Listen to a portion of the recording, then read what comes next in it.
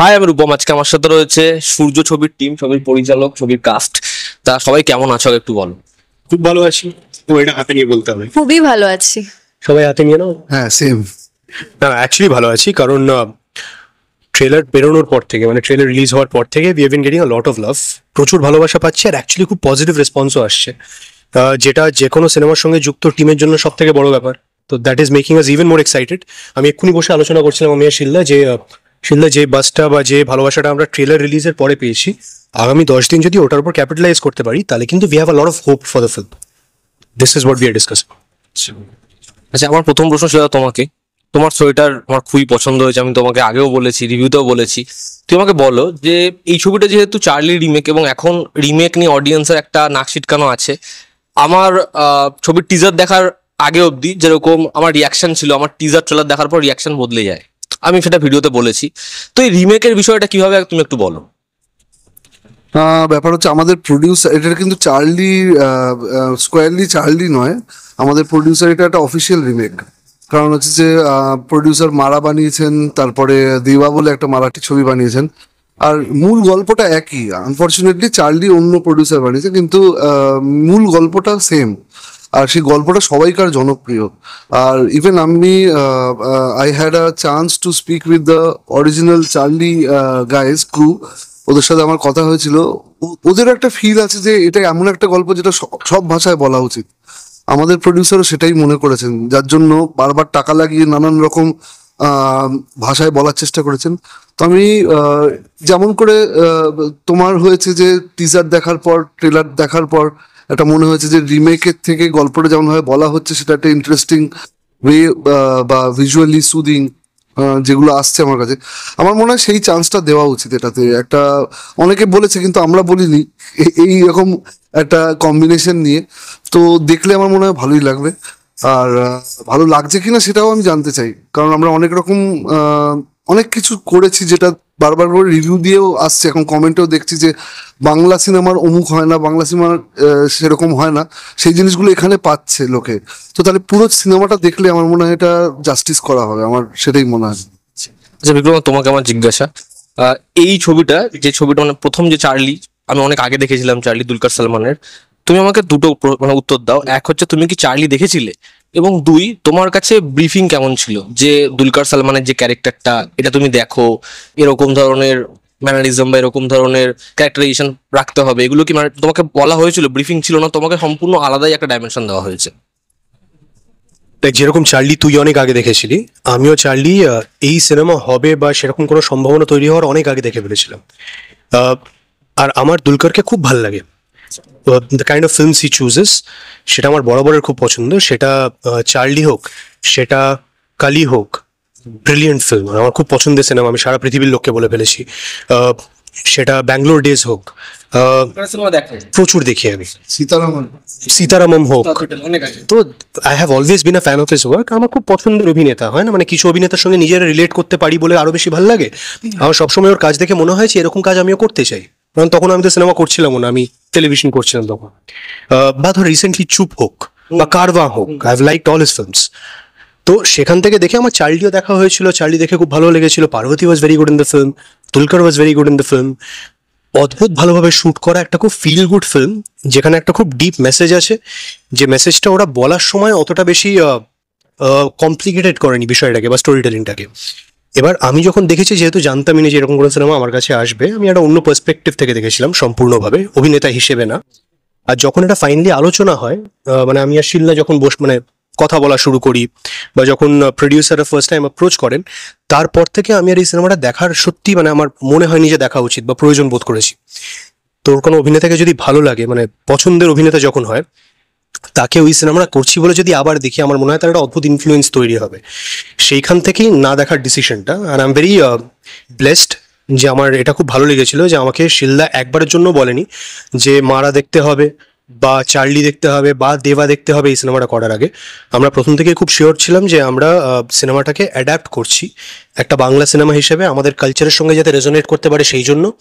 এবং প্রত্যেকটা চরিত্রের ক্ষেত্রেও, যেমন আমার চরিত্রটার ক্ষেত্রেও, আমি কিভাবে ফুটিয়ে তুলতে পারবো in the best possible manner. কারণ তার প্রত্যেক অভিনেতার তো নিজের স্ট্রেংথ এবং উইকনেস আছে, আমারটা আছে।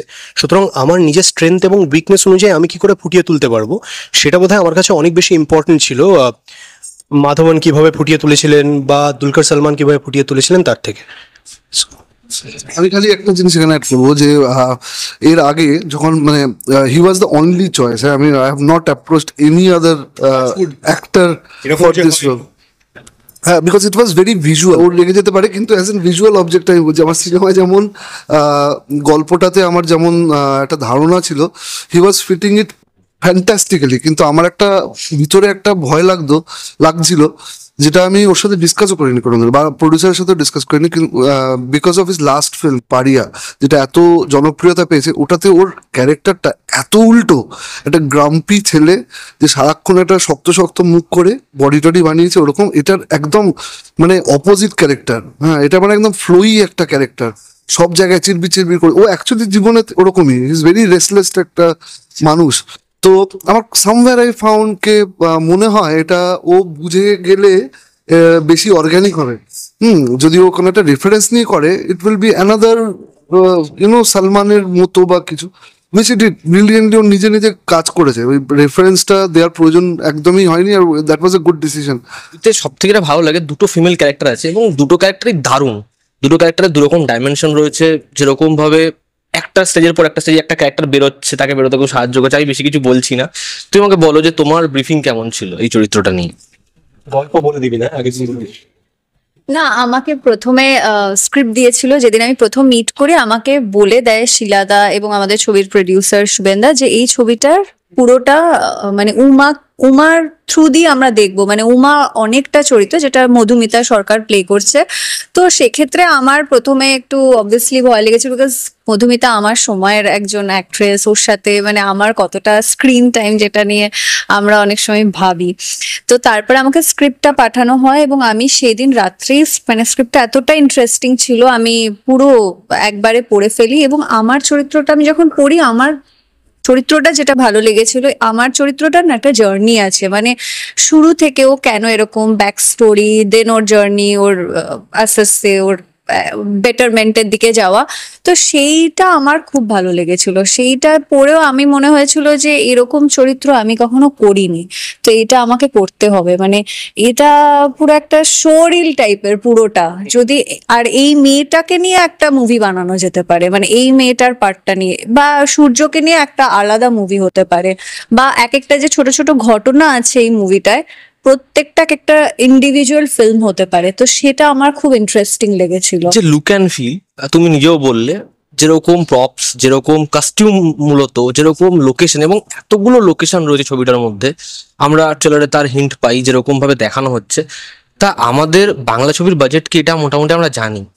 এবং যখন এরকম একটা ছবি রিমেক হচ্ছে এবং ভিজুয়ালস দেখে কোথাও মনে হচ্ছে না যে কোথাও কার্পণ্য করা হয়েছে বা একটা বড় খামতি রয়ে গেছে, ওটা কেন করতে গেছে, এই প্রশ্ন কিন্তু কেউ করেনি, বরঞ্চ বলছে যে দেখে ভালো লাগছে, খুব এটাকে অ্যাচিভ করা গেছে। তো তুমি আমাকে বলো যে এই বাজেটে এটা অ্যাচিভ করাটা কতটা ডিফিকাল্ট? যখন আমরা শুট করছিলাম খুব মজা করে কাজ হয়েছে, কিন্তু সাংঘাতিক প্রবলেম হয়েছে, 20-22 ঘন্টা শুট করতে হয়েছে।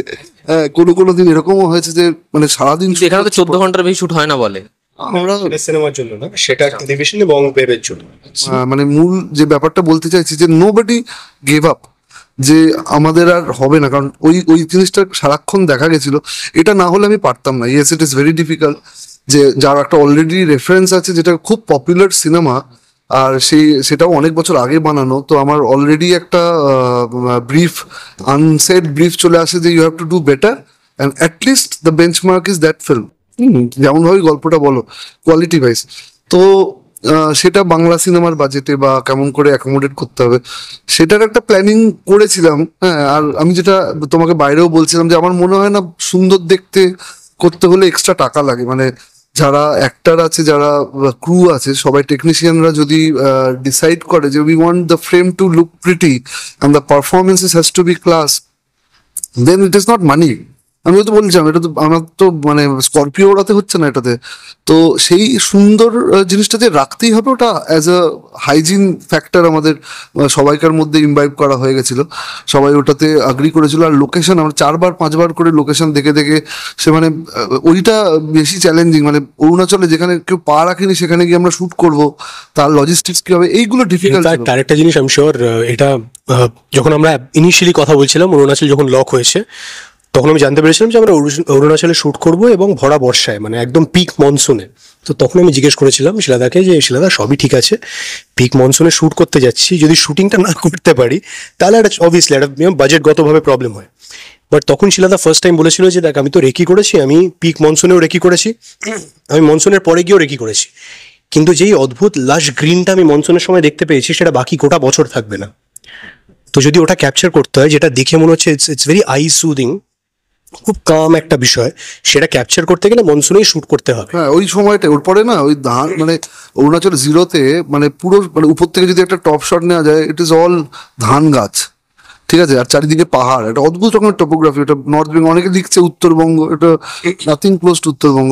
তো ওই ওই যে জিনিসটা ওটা একটা পার্টিকুলার টাইমেই হয়, আর না হলে একটা ভীষণ ড্রাই একটা মিস্ট্রি গল্পের প্লট হতে পারে ওইখানে, ওইটা হবে না, এই সূর্যটা করা যেত না। তো আমরা ওইভাবেই গেছিলাম যে যখন ওখানে যাব যে বৃষ্টিটা হবে will put that in the film, how ever আমরা ইনডোর চলে যাবো এরকম করে ওই একটা প্ল্যান করে, তাতে যদি একাত্তর এদিক ওদিক হয় will take that into account, ওরকম করেই করেছি। তোমার এই যে পাড়িয়া ছবিতে তোমার যেরকম ফিজিক্স ছিল, যেরকম তুমি সেই ছবিতে ওয়েট পুট অন করেছিলে, তারপরে এই ছবিটা যখন আমরা দেখছি, এই যে ফিজিক্যাল ট্রান্সফরমেশনটা সেটা মারাত্মক চোখে পড়ে। এরপর আবার পাড়িয়া 2 আছে, আমি জানি না তোমার লাইন পুরোপুরি কি আছে। এই যে চেঞ্জ হওয়াটা, এটা কতটা ডিফিকাল্ট, তার কারণ এখানেও বাজেট আসছে, এখানেও টাইম স্প্যান আসছে, অনেকটা সময় দিতে হয়। আমার মনে আছে যে দাঙ্গালের সময় আমির খান বলেছিল যে ছবিটার প্যাটার্নটা যখন শুট হয় উল্টো ভাবে শুট হয় দাঙ্গাল, তার যে হেভি চেয়ারটা সেটা আগে করে নেয়। তো ডিরেক্টর বলে যে আমরা তোমার এরকম তুমি পিকে করে যত ফিট আছো এটা আগে করি, তারপর তুমি চেহারা ভারী করবে। ও বলে যদি আমি চেহারা ভারী করে আগে শুট করে নিই, পরে ওরকম ফিট হওয়ার জন্য আমার একটা মোটিভ থাকবে, আর না হলে যদি ছবিটার আমি ভারীতে শেষ করি আমার কোনো মোটিভ থাকবে না, আমি এরকম চেহারাই থেকে যাবো। তো তুমি আমাকে বলো, তোমাকে এই ফিট হওয়া আবার এরকম লিন ফিগার হওয়া, এটার মোটিভেশন তুমি কিভাবে পাও? দেখ, আমির খান অবভিয়াসলি অনেক বড় মাপের একজন সুপারস্টার অনেক বছর ধরে, আর কাছে পুরো বিষয়টা পুরো প্রসেসটা অন্যরকম, এবং ওদের ওখানে ওরা যে টেকনিক্যাল হেল্প পায়, ওদের ট্রেনার, ওদের ডায়েটিশিয়ান, ওদের যা বাজেট স্যাংশন করা থাকে সেটা অন্যভাবে ফাংশন করে। আমাদের ক্ষেত্রে সেটা অন্যভাবে ফাংশন করে।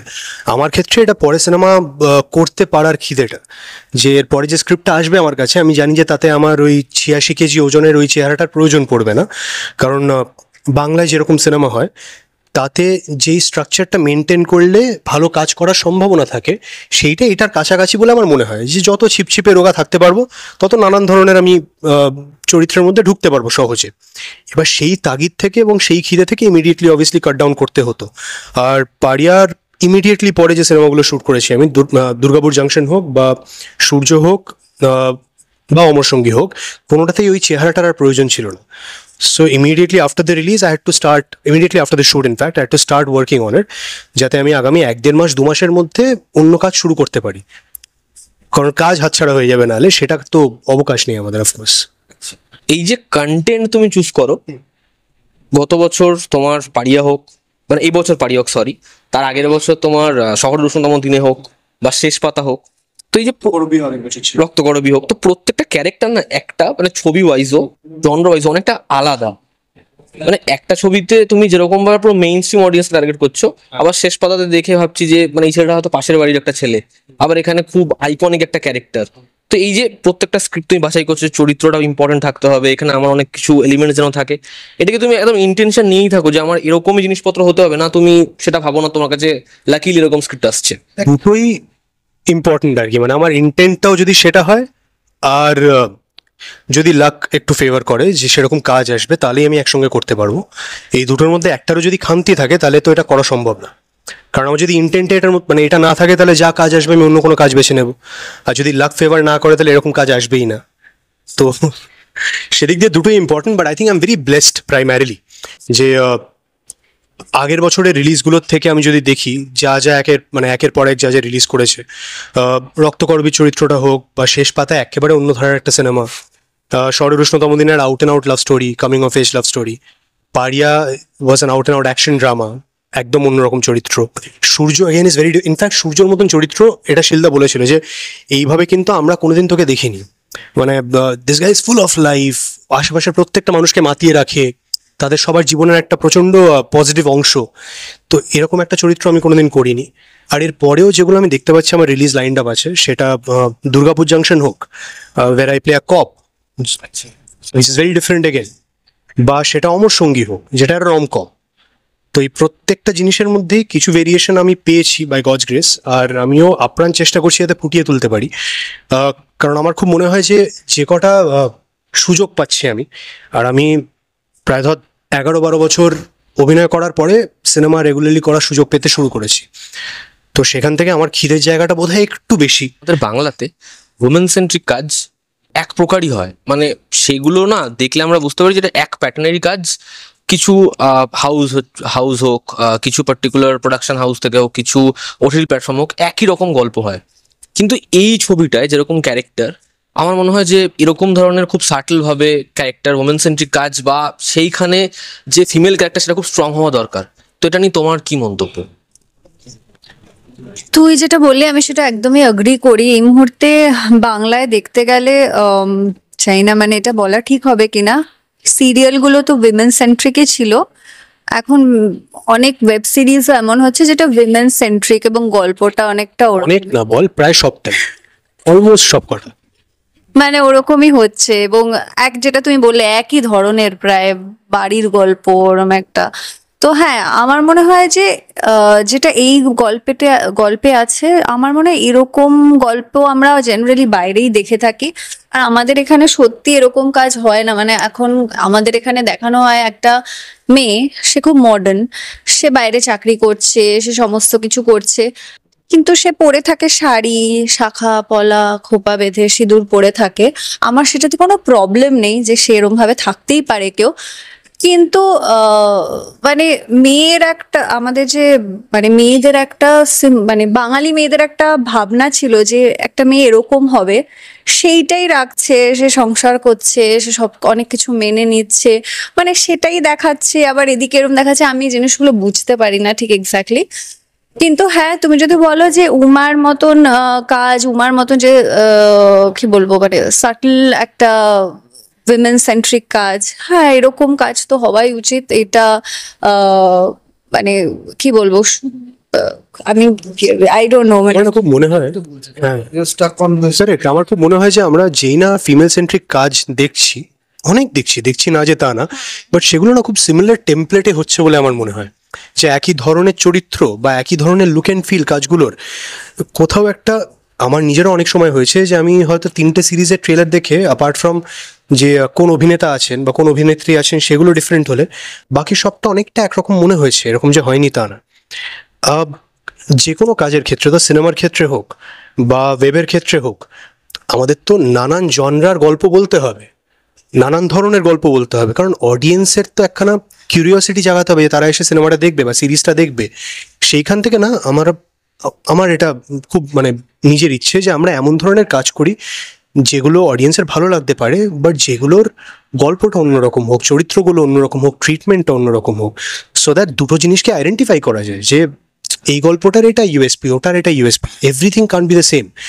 আমাদের একটা সমস্যা আছে অ্যাজ অ্যান ইন্ডাস্ট্রি, আর আমি এটা মানে খুব being a very small part of the industry খুব হাম্বল হয়ে বলছি, যে আমাদের না যখন যেটা ওয়ার্ক করে তখন আমরা সেটা এত বেশি নিগড়ে নিই যে একটা পয়েন্টে গিয়ে অডিয়েন্স ওটাকে ছুঁড়ে ফেলে দিতে শুরু করে, তখন আমরা রিয়েলাইজ করি যে এটা বোধহয় আর করা উচিত না।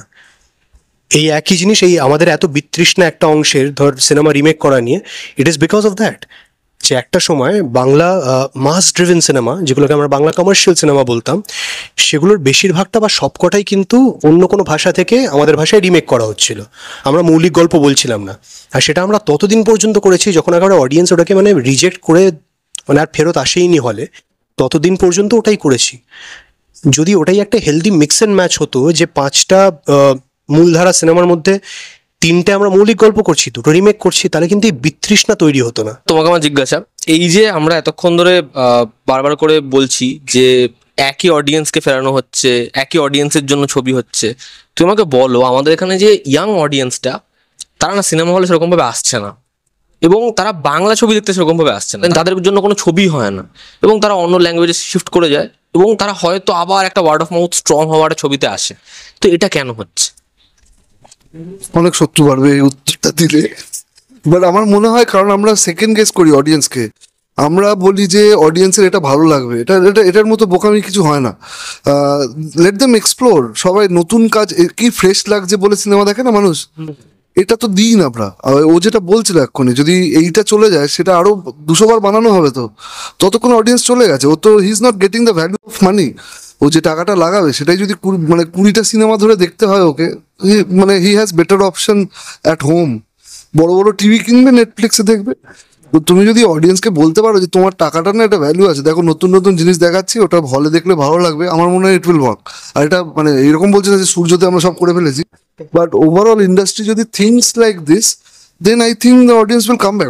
মানে কে একটা ফোন ছেড়ে একটা সুন্দর এসি ঘরে এত ভালো সাউন্ড সিস্টেমে বড় পর্দায় নানান রকম চমক দেখতে কার না ভালো লাগে? তাহলে লোকে বাহুবলী দেখে কেন, অ্যানিমাল দেখে কেন, হোয়াট এভার ইট ইস। আমি বলছি না একটা টাইপ অফ জিনিস, বাট নানান রকম জিনিসের যদি আমরা if you can keep the audience on their toes, যে আরে এটা দেখেছিস, এই ট্রেলারটা দেখেছিস, এটা দেখেছিস, then it will start working. আমার মনে হয় that is the basic logic it should be. আমি এটা একটু এই ছবিটা থেকে সরে গিয়ে জিজ্ঞাসা করছি। একটা রিউমার আসে, জানি আমিও কথা বলি, একটা মেইন স্ট্রিম ছবি আসছে, বড় মেইন স্ট্রিম ছবি খাদান, সেটাতে তোমাকে অ্যান্টাগনিস্ট একটা ক্যারেক্টার অ্যাপ্রোচ করা হয়েছিল, তুমি সেটা পরে রিজেক্ট করেছো, এটা কি সত্যি? দেখ, এটা তো রিজেক্ট করার বিষয় না, বা তোর Khadaan is going to be a very big film. আমি সত্যি প্রচণ্ডভাবে চাই যে ডিসকাশনটা থেকে আমরা শুরু করেছিলাম, যে বাংলা সিনেমায় নানান রকম সিনেমা হোক, সব ধরনের জনের এক্সপ্লোর করা হোক। Khadaan will be a very important film, যেটা একটা বড় মাস অডিয়েন্সকে কেটার করবে। সুতরাং সেইটার সঙ্গে যুক্ত হতে পারলে তো আমার ক্যারিয়ারের উপকার হতো, মানে আমার ভালো লাগতো, আমার ক্যারিয়ারের উপকার হতো। But obviously because of other commitments যেটা আমার আছে এই মুহূর্তে, যেগুলো আমাকে কমপ্লিট করতেই হতো, খাদানের যা যা রিকোয়ারমেন্ট ছিল, মানে রিনো যে ডিরেক্ট করছে, in fact I had a very long conversation দেবদার সঙ্গে। আমি বলেছিলাম আগের ইন্টারভিউয়ের সময় তোকে, যে যেই সময় এটা নিয়ে আলোচনা করছিলাম, I had a very long conversation with দেবদা। আর জানতে চেয়েছিল দেবদা যে আমি কি করছি, ধর পাড়িয়া আছে, পাড়িয়ার পরে আর কি কি আসছে, how am I planning my career. By God's grace যখন আমি ডিসকাস করলাম যে আমি কি কি করার চেষ্টা করছি নিজের মতন করে, he was not of the opinion যে ওটা আমার করা উচিত ইদার। মানে এরকম না যে দেবদা বলেছে না না আমার কিন্তু মনে হয় তোর এটা করা উচিত। হি ওয়াজ অফ দি ওপিনিয়ন যে না, তুই যেরকমভাবে নিজের ক্যারিয়ার প্ল্যান করার চেষ্টা করছিস, I think you should go ahead with that, আমরা আবার কাজ করবো অন্য কিছুতে। This was the conversation. আর দেখ, একটা সময় পর্যন্ত কোনো একটা বড় প্রোডাকশন হাউস নানান নতুন ট্যালেন্টদের তুলে আনতো, অনেক বছর ধরে, মানে অনেক বছর ধরে তাদেরকে গ্রুম করতো, তাদের ক্যারিয়ার তৈরি করার মতো নানান রকম সিনেমা ভাবতো, এক্সিকিউট করতো। আজকের দিনে আনফর্চুনেটলি সেটা হয় না একদমই। এবার আমার ক্ষেত্রে আমাকে নানান প্রডিউসারদের কাছ থেকে কিছু কিছু কাজ পেতে হচ্ছে, যে কাজগুলোর দ্বারা আমি নিজের ক্যারিয়ারটাকে একটু এস্টাবলিশ করার চেষ্টা করছি। আমি যেই মুহূর্তে দাঁড়িয়ে কোনো একটা সিনেমায় একটা এমন কাজ করব যেটা আমি অন্য প্রডিউসারদের ক্ষেত্রে না বলেছি, এবং সেই প্রডিউসাররা যথেষ্ট বড় প্রডিউসার আমাদের ইন্ডাস্ট্রি, তখন না ওইখানে আমার একটা ক্রাইসিস হওয়া শুরু হবে, যে তাদের খারাপ লাগবে, বা তারা ভবিষ্যতে এসে বলবে আচ্ছা এই অমুক সিনেমাতে এই রোলটা তো তুমি করেছিলে, তাহলে আমাদের জন্য কেন করবে না। এইটা আবার কাটিয়ে তুলতে আমার 2 বছর কেটে যাবে। আর আমি এক্স্যাক্টলি দেবদাকে এটাই বলেছিলাম যে দেবদা, এরকম তো আরও অনেক কাজ এসেছিল এর মধ্যে, যেখানে হয়তো সিনেমাটার মূল চরিত্র আমি না, ইম্পর্টেন্ট চরিত্র আমি, কিন্তু আমি তখন করতে চাইনি। কারণ আমি এত বছর সিনেমা করেছি, ছোট রোল করেছি, সাপোর্টিং ক্যারেক্টার করেছি, প্রায় 2021-22 পর্যন্ত কারেক্ট। সেটা ধর সাহেব বিবি গোলাম হোক প্রতিমদার, বা অনিক দত্তর সঙ্গে একটা কাজ করেছিলাম, মেঘনাথ বধ রহস্য, এরকম নানান ছবিতে তো আমি ছোট রোল করেছি, আমি আর আমার গার্লফ্রেন্ড মৈনাকের সঙ্গে। তো আমাদের এখানে কে হিরো হবে বা কে হিরোইন হবে আর কারা ছোট রোল করবে, এটা তো প্রচণ্ডভাবে তারা কি কাজ করছে তার উপর ডিপেন্ড করে, এটা তো প্রি ডিসাইডেড হয়। তো আমার সেই ইমেজটা ভেঙে বেরোতে, যে আমি টেলিভিশনে লিডিং চরিত্র করি বা আমি টেলিভিশনের হিরো, এবং সিনেমার ক্ষেত্রে আমার ছোট রোল দেওয়া আমি করি, যেহেতু আমি সিনেমার ক্ষেত্রেও একটা গোটা সিনেমা আমার কাঁধে নিয়ে হাঁটতে চেয়েছিলাম, সেটাতে লোককে কনভিন্স করতে আমার 3 বছর লেগেছিল। মানে ফুল ফ্লেজের চেষ্টা করে 2019-এ আমি টেলিভিশন করা বন্ধ করি, এবং 2021-এর শেষে আমি 21-এর শেষ বা 22 আর্লি আমি কুলের আচার শ্যুট করি। তো আমার ওই প্রায় 3 বছর কেটে গেছিল লোককে কনভিন্স করতে যে আমাকে একটা সিনেমার হিরো হতে দাও, আমি চেষ্টা করবো ভালো করার।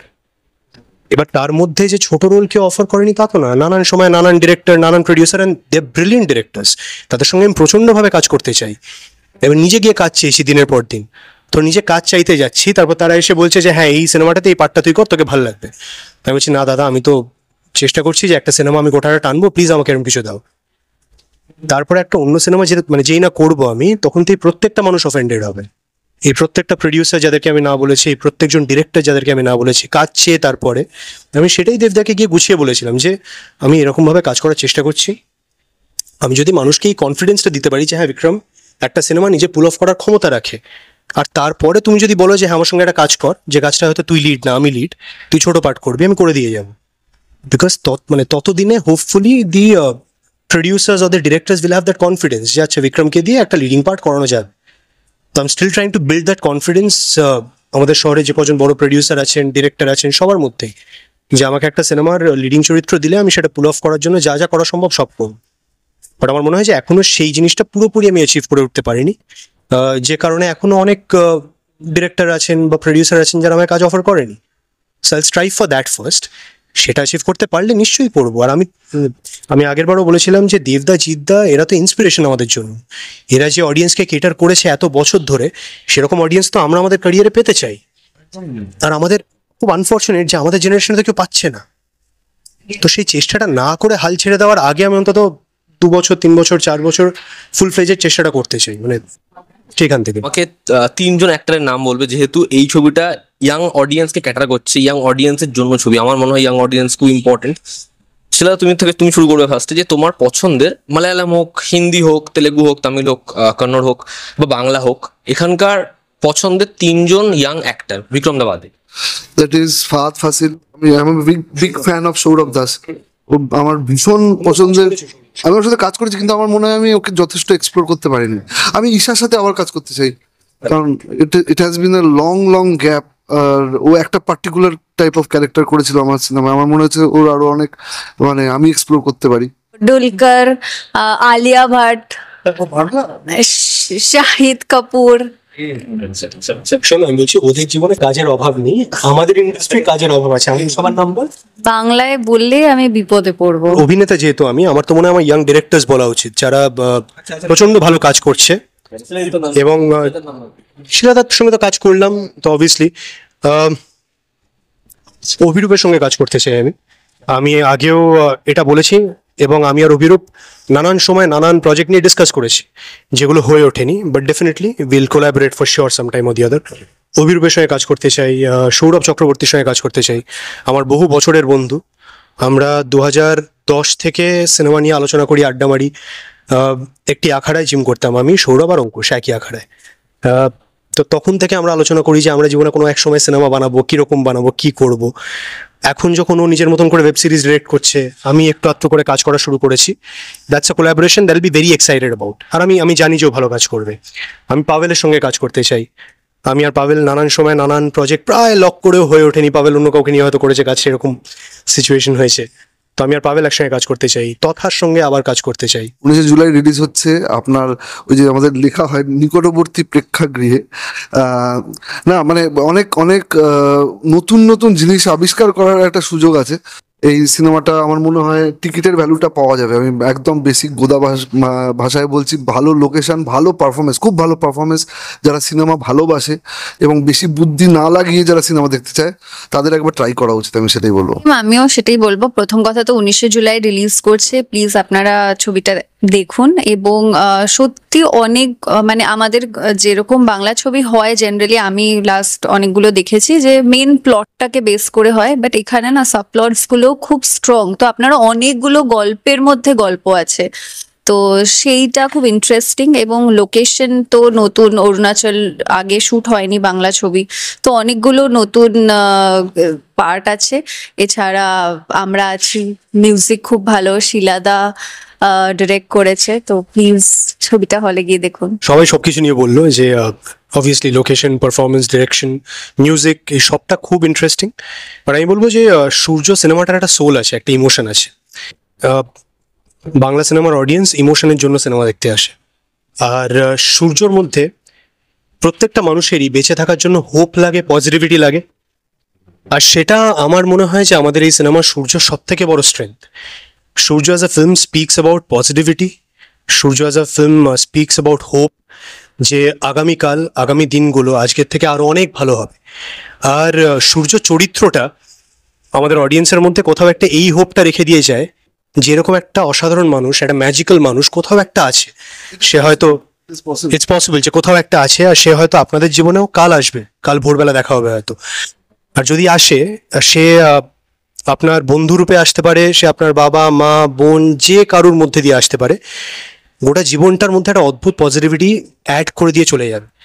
তো আমার মনে হয় সেইখান থেকে Surya as a film is special, because আজকের পৃথিবীতে যেখানে আমরা সবাই ডিসকাস করি যে ডিপ্রেশন কী করে ফাইট করা যাবে, নেগেটিভিটি কী করে ফাইট করা যাবে, অনেক সময় অনেকভাবে আমাদের মনে হয় দেয়ালে পিঠ থেকে গেছে, জীবনে আর কিছু ভালো হচ্ছে না, সেইখান থেকে আমরা কি করে বেরিয়ে আসবো, এই সবটা নিয়ে যখন এত আলোচনা হয় তখন এই খুব গম্ভীর একটা সাবজেক্টকে খুব মিষ্টিভাবে, খুব লাইট হার্টেডভাবে অ্যাড্রেস করে এই সিনেমাটা। And that is what makes Surya very special. Thank you.